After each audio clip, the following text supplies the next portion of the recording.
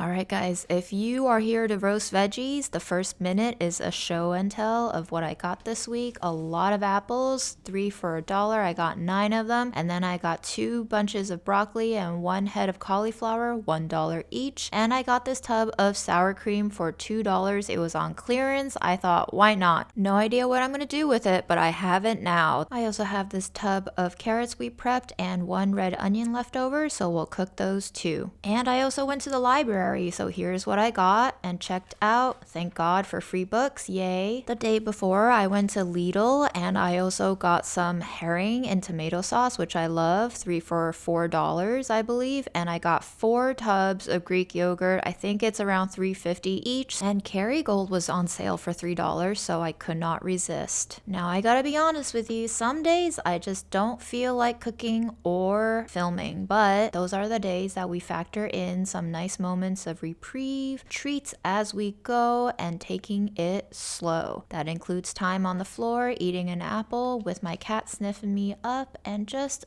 adoring the fact that I have a furry little buddy keeping me company, and I'm so blessed to have the luxury of time to slow it down and take a break. I think we've been moving too fast, too much, all the time, and that's why we're all kind of breaking down and burning out. So take some time, make yourself some ginger tea, make sure that you are relaxing and cooling down and hydrating, and then when you're ready, do what you gotta do.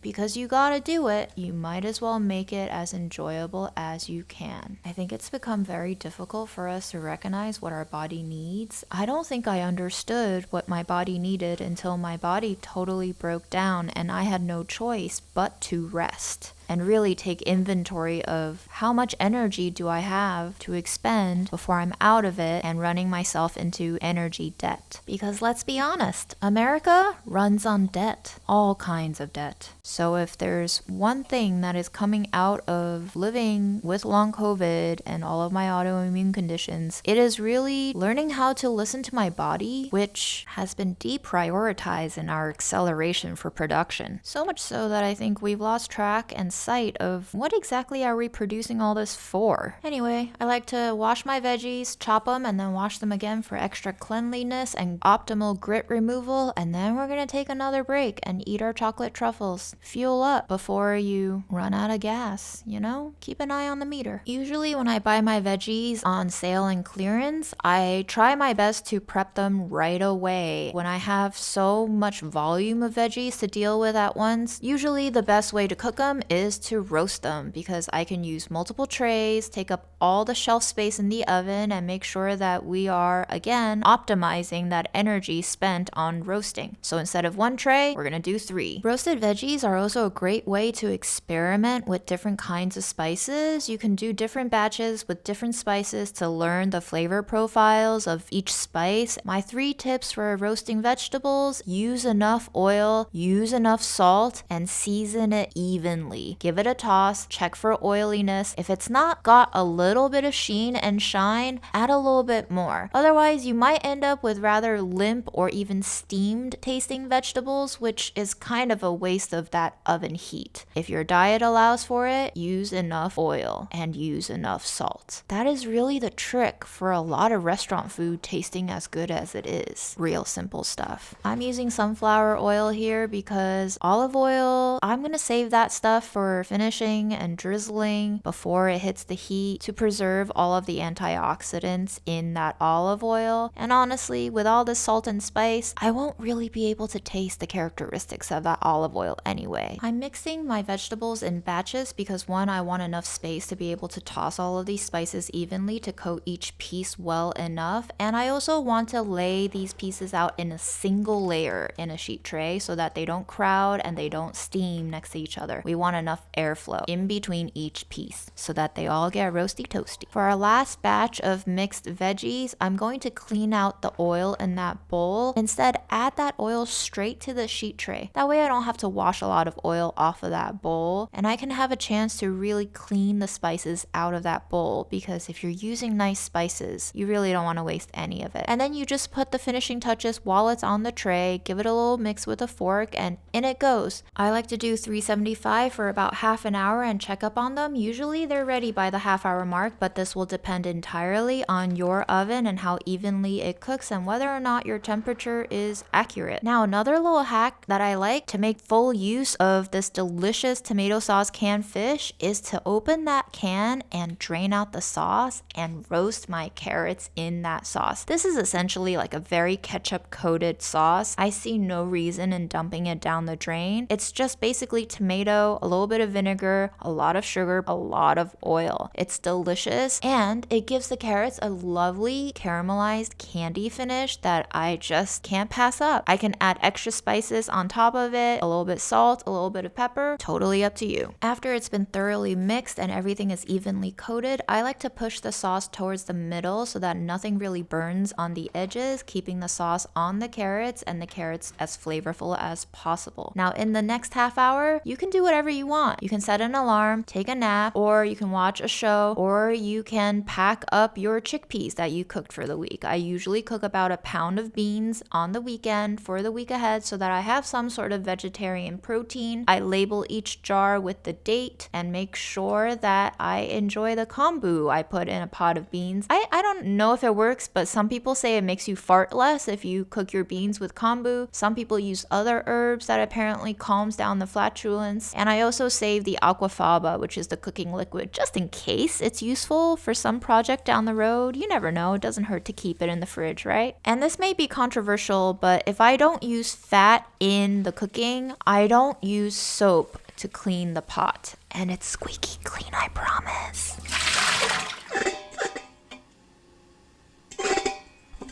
Listen, you don't gotta use all the tips I give you, okay? Just let me live my life a little bit. 30 minutes are almost up and our vegetables are looking nice and toasty with dark brown bits on the ends and edges, and we love that caramelization, baby. Check out that steam.